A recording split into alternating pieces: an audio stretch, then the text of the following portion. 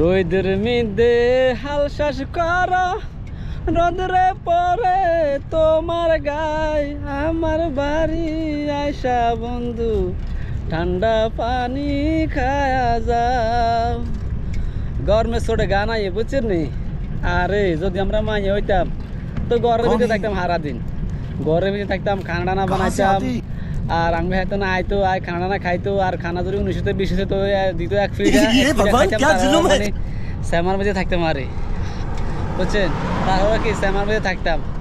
আর মেয়েরা মনে করে যে আমরা যে সেলও হইতাম তাহলে তো পুরো দেশে ঘুরতে থাকতাম, পুরো দেশে ঘুরতে থাকতাম। সেলে ওরা এত সহজ ন, অনেক কঠিন অনেক কিছু স্যাক্রিফাইস করা লাগে সেলে হইতে হইলে।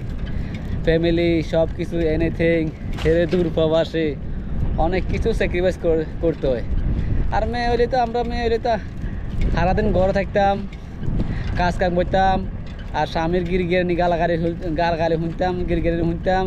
আর 1920 হলে উসুল্লা ধরতাম, কইতাম বলে বাহারবাদি চলে যাবো তো আবার এক ফিটা দিলে তো আবার ঠিক হয়ে যেতাম, এক ফিটা দিলে তো আবার ঠিক হয়ে যেতাম, ঠিক মতো কাম কাজ সবে করতাম বুঝছেন নি।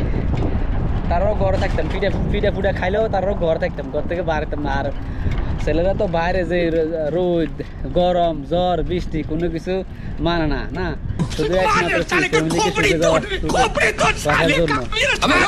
আর বর্তমানে যে গরম হয় বাহারানে, বর্তমানে যে গরম বাহারানে 46 ডিগ্রি 45 ডিগ্রি টেম্পারেচার, গরম অবস্থা, মানে কি রুমের থেকে বাড়তে পারি না, রুমের থেকে বাড়তে পারি না, গরমের অবস্থা এত অবস্থা। তারপর বাইরে তো কি করবো, খাইতে তো হইব না, আবার ফ্যামিলি আছে।